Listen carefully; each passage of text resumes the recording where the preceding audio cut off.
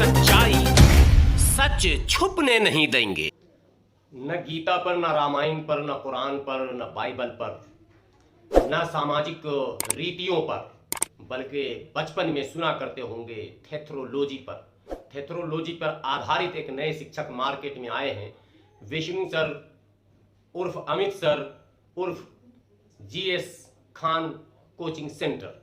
जी हाँ, ये बार बार चैनलों पर आकर लगातार जब से इनकी गलतियों को पकड़ने का सिलसिला शुरू हुआ है, जब से इनके गलतियों को लोगों ने चिन्हित करना शुरू किया और इन्हें घेरने की कोशिश शुरू की है, तब से इन्होंने इमोशनल कार्ड खेलना शुरू कर दिया है।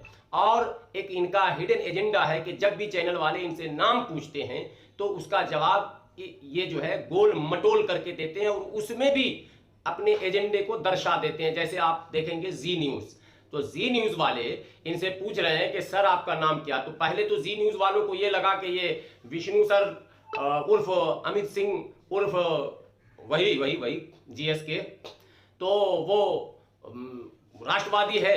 तो जी न्यूज़ जब इनको स्टूडियो में मैंने जोड़ता है, कनेक्ट करता है, तो किस तरह से परिचय करा रहा है और इनके विरोधियों को क्या कह रहा है, पहले तो एक झलक वो देख लीजिए। लेकिन आजकल पटना वाले खान सर अपने साथ खान जुड़ा होने की वजह से मुसीबत में पड़ गए हैं। उनके असली नाम को लेकर सोशल मीडिया पर कट्टरपंथियों और जिहादियों ने बवाल मचा रखा है। उनके असली नाम को लेकर सोशल मीडिया पर कट्टरपंथियों और जिहादियों ने बवाल मचा रखा है। देख लिया आपने, जिहादियों और कट्टरपंथियों ने खान सर के कुछ वीडियो का विरोध करना शुरू कर दिया। ये कौन कह रहे हैं? जी न्यूज़। लेकिन वही जी न्यूज़ का एंकर जब पूछ रहा है नाम, तो उसको विष्णु उर्फ अमित क्या कह रहे हैं कि कोई भी सड़क छाप हमसे नाम पूछेगा तो नाम बता देंगे। नाम पूछ कौन रहा है? जी न्यूज़ का एंकर। जी न्यूज़ का एंकर पूछ रहा है नाम, और जवाब में क्या कह रहे हैं खान सर? अब आप पता चलता है कि सड़क छाप कोई हमको रोक के पूछे, ए सुनो अपना नाम बताओ, क्या हम नाम बताते चलेंगे? अब यही काम बच गया है। एक अच्छा, कि हम फिलिस्तीन पे बोल रहे थे, बोला नहीं फिलिस्तीन, अभी आपसे मैं सिर्फ ये पूछ रहा हूँ नाम क्या। तो नाम कोई सड़क छाप नाम पूछ लेगा तो मैं नाम बता दूंगा। आप दोनों का समझ गए? समझ गए होंगे।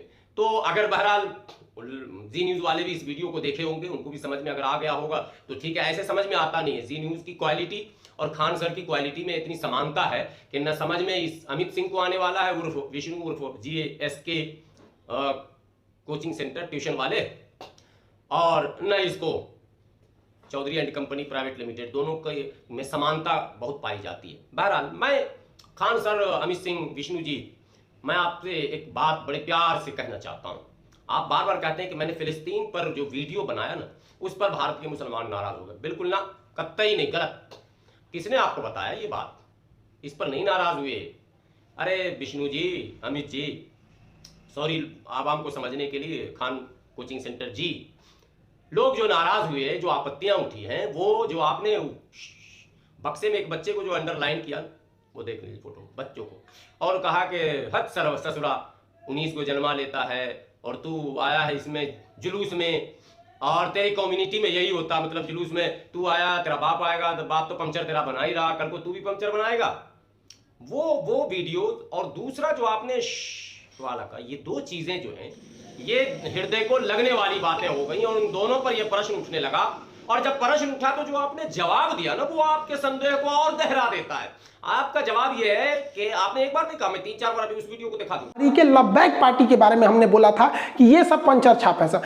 हमने तहरीके लब्बैक पार्टी को बोला क्योंकि ये लोग फ्रांस के राजदूत को बाहर निकाल रहे थे। हमने तहरीके लब्बैक पार्टी को बोला क्योंकि ये लोग फ्रांस के राजदूत को बाहर निकाल रहे थे। आप कह रहे हैं कि नहीं, मैंने भारत के मुसलमानों के ऊपर नहीं कहा, मैंने तो पाकिस्तान वालों को कहा। वो तहरीक लब्बैक वाले जो जुलूस निकाल रहे थे उस पर मैंने कहा कि अबे ससुरा तू ये क्या कर रहा। बहुत अच्छी बात। अब आपसे सीधा सा ये सवाल है कि वो बच्चों के भविष्य को लेकर आप चिंतित थे या मुसलमानों के भविष्य को लेकर आप चिंतित थे? दो सवाल।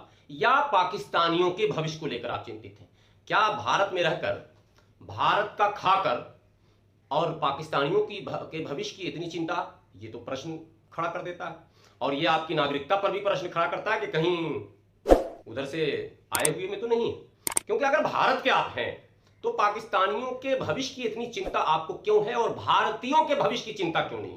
क्योंकि जो दृश्य आपने वहां दिखाया है वैसे हजारों लाखों दृश्य भारत में दिख रहे हैं और भारत में बच्चे चौक चौराहों पर लाल बत्तियों पर भीख मांग रहे हैं साहब। और गांव की बात तो आप छोड़ दो, राजधानी दिल्ली, राजधानी पटना, राजधानी लखनऊ, राजधानी तमाम राज्यों के राजधानियों के लाल बत्तियों पर खड़े होकर 100 तस्वीर मैं आपको दिखा दूंगा कि छोटे छोटे बच्चे भीख मांग रहे हैं। उनके भविष्य की चिंता आपको नहीं हुई। चलिए कोई बात नहीं, आपको कुछ और आपकी मानसिकता थी तो आपका प्रश्न का उत्तर भी वहीं से मिल जाएगा। आपको पाकिस्तान के बच्चे जो जुलूस में निकले थे उसकी चिंता बहुत थी। जरा सा इस तस्वीर को देख के बताइए भारत की तस्वीर है या नहीं है, और ये बच्चे किस काम के लिए निकले हैं सड़कों पर, जिनके हाथों में तलवार और वो सब है, और इन्हें प्रशिक्षण के लिए इन्हें जो प्रशिक्षित किया जा रहा है और इनको क्या सिखा जा रहा है, ये MBBS की डिग्री लेंगे या फिर देश की सीमाओं पर लड़ने जाएंगे या नफरत के बाजार को गर्म करेंगे। जरा इस विषय पर भी कर दीजिए, ये तस्वीर आप देख लीजिए, आपके स्मरण के लिए दिखा रहा हूं। इस तस्वीर को आप देखते रहिए और आप स्वयं निर्णय कीजिए कि ये कहां जा रहे हैं। ये साहब चीन से लड़ने की तैयारी हो रही है, पाकिस्तान से लड़ने की तैयारी हो रही है, या भारत में नफरत के बाजार को गर्म करने की तैयारी हो रही है। इस पर वीडियो बना देते तो संतुलन बन जाता, तो आपत्ति नहीं होती और देशभक्ति भी दिखती आपकी। चलिए साहब कोई बात नहीं। अब आपने विदेशों में होने वाली गतिविधियों पर प्रश्न उठाया। पड़ोसी राज्य नेपाल पर मैं ज्यादा बात नहीं करूंगा कि वर्षों से राजनीतिक उथल पुथल है और उस उथल पुथल में मुसलमानों की कोई भूमिका नहीं है साहब, कतई नहीं है। आप सऊदी में चले गए, अरे सऊदी में जो शासक वर्ग है उसका भारत से मतलब भारत के मूल निवासी होने या भारतवासी होने या उनके पूर्वज भारत से गए थे, ऐसा कहीं भी इतिहास में नहीं है। कुल मिलाकर भारत से कोई सामाजिक संबंध नहीं है, राजनीतिक संबंध है, कुछ आर्थिक संबंध है, ये सारे संबंध हैं, बाकी संबंध नहीं है। इसलिए हमें उसकी भी चिंता नहीं थी। चिंता आपको अगर करनी थी तो भारत मूल के लोग जहां दुनिया में आबाद हैं और बड़ी तादाद में आबाद हैं और सत्ता पर भी वो पहुंच गए थे। जी हाँ, छोटा सा उदाहरण फिजी का दे देता हूं। फिजी एक देश आपने सुना ही होगा, सुनना चाहिए, आप ज्योग्राफी और हिस्ट्री दोनों के एक्सपर्ट हैं। तो फिजी के प्रधानमंत्री थे महिंदर पाल चौधरी, चौधरी महिंदर पाल कह लें, ठीक है, या महिंदर चौधरी कह लें, पूरा नाम उनका महिंदर पाल चौधरी था। और सन 2019 मई सन 2000 को उनके साथ जो हुआ वो दृश्य आपको पता है या नहीं है। जॉर्ज एस्पिट नाम के व्यक्ति ने अपने आतंकवादी समूहों के साथ, लेकिन आपके मुंह में वो जुबान नहीं है, उसको आप आतंकवादी नहीं कह सकते, पूरे संसद को बंधक बना लिया। 35 सांसद उस समय वहां के संसद भवन में मौजूद थे, सबको बंधक बना लिया और सत्ता से बेदखल कर दिया और गिरफ्तार कर लिया और क्या क्या हो गया और पूरी सत्ता फिर उसके सामने नतमस्तक हो गई। तो वो तो आतंकवादी नहीं हुआ। और यही काम अगर किसी और ने कर लिया तो आपकी नजर में वो आतंकवादी हो गया। जिस फिलिस्तीन का आप जिक्र कर रहे थे वहां भी आपने आतंकवाद शब्द का खूब जम के प्रयोग किया, जबकि आतंकवादी वहां लड़ाई नहीं है, कोई इजराइल के अंदर कोई आतंकवादी गतिविधि वहां नहीं है, वो तो देश भर से देश है और वो एक ऐतिहासिक हिस्टोरिकल वार है जो अभी खत्म नहीं हुआ है और ना अभी होगा। ये आपके मेमोरी में मैं डाल देता हूं। आप वीडियो बनाते रहो, आप इजराइल को दुनिया का हीरो बताते रहो, लेकिन मेरी भविष्यवाणी है कि इजराइल नक्शे से खत्म हो जाएगा।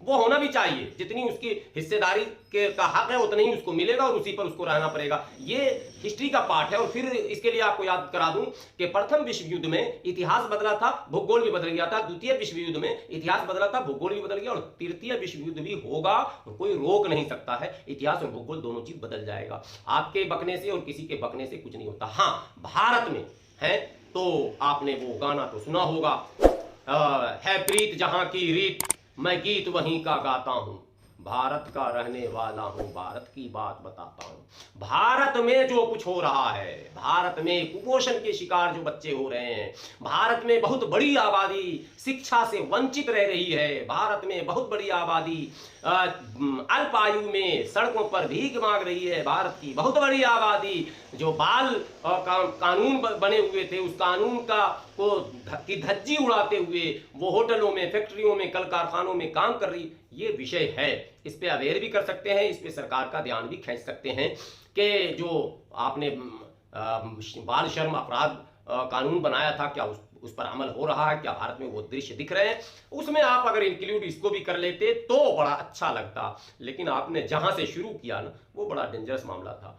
को खान मुंह से निकल जाता। कई वर्षों तक आपने खान का अमित सिंह जी उर्फ विष्णु जी उर्फ और क्या क्या भी नाम आपके सामने आएंगे और पता भी अभी सामने आने बाकी है। पूरा व्यक्तित्व संदिग्ध आपका जो हो गया है। आपसे विनती है कि आप कैलिफोर्निया जाओ या जहां भी जाओ लेक्चर देने, कोई बात नहीं, आप जाओ। ईश्वर से प्रार्थना है ऊपर वाला आपको तरक्की दे, लेकिन थोड़ा सा शिक्षक में वो आप विद्या ददाति विनयम विनया ददाति पात्राताम पात्रतया धर्माप्नुति धनात धर्म ततः सुखम, अगर आपने पढ़ा है तो उसका अर्थ भी जान लीजिए और विद्या का जो वास्तविक अर्थ है उस पर आप उस मार्ग पर चलने का प्रयास कीजिए। किसी व्यक्ति, किसी जाति, किसी धर्म, किसी समुदाय को सीधे उस पर प्रहार करना ये शिक्षक का काम नहीं है।